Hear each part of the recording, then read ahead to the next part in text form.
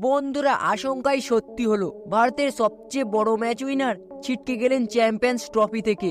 ভারতীয় ক্রিকেটের জন্য এটাই কি সবচেয়ে বড় ধাক্কা? বুমরার জায়গায় কে এলেন দলে? শুধু বুমরাই নন, আরেক বড় তারকাকেও বাদ দেওয়া হয়েছে। ভারতের চ্যাম্পিয়ন্স ট্রফি নতুন স্কোয়াডটি কেমন হলো এবং ভারতীয় দলের শক্তি দুর্বলতা, এই বিষয়টিকে নিয়ে বিস্তারিত আলোচনা করবো আজকের এই ভিডিওটিতে। তাই বন্ধুরা, ভিডিওটি না টেনে সম্পূর্ণ দেখার অনুরোধ রইল।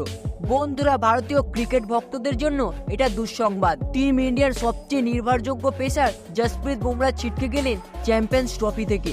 অস্ট্রেলিয়ার বিপক্ষে বর্ডার গাভাস্কার সিরিজের শেষ ম্যাচে বল করার সময় তার পিঠে চোট লাগে।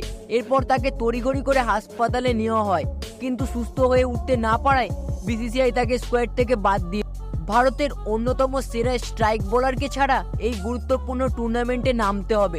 তাহলে ভারতের বোলিং লাইন আপ কি এখন দুর্বল হয়ে গেল? বুমরার পরিবর্তে ভারতীয় স্কোয়াডে জায়গা পাচ্ছেন কলকাতা নাইট রাইডার্সের তরুণ পেসার হর্ষিত রানা। আইপিএল এ দুর্দান্ত পারফরমেন্সের কারণে এই তরুণ পেসারকে দলে নেওয়া হয়েছে। হর্ষিত রানার গতি ও ভ্যারিয়েশন ভারতীয় দলের জন্য বড় অস্ত্র হতে পারে। তবে বিসিসিআই শুধু বুমরার পরিবর্তনই আনেননি, আরও এক চমক দিয়েছে।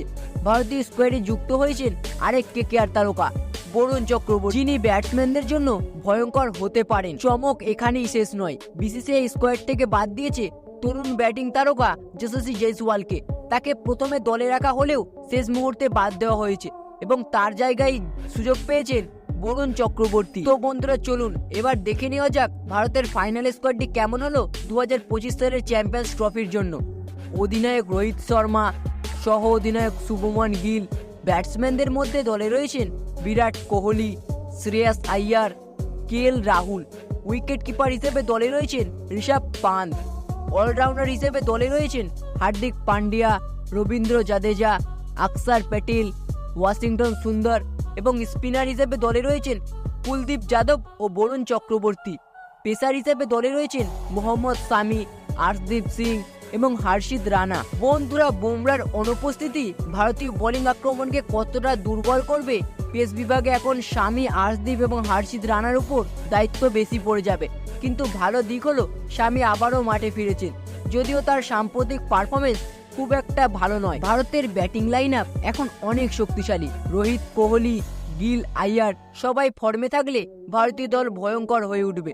তবে স্পিনারদের ভূমিকাও হবে গুরুত্বপূর্ণ, যেখানে বরুণ চক্রবর্তী এক্স ফ্যাক্টর হতে পারেন।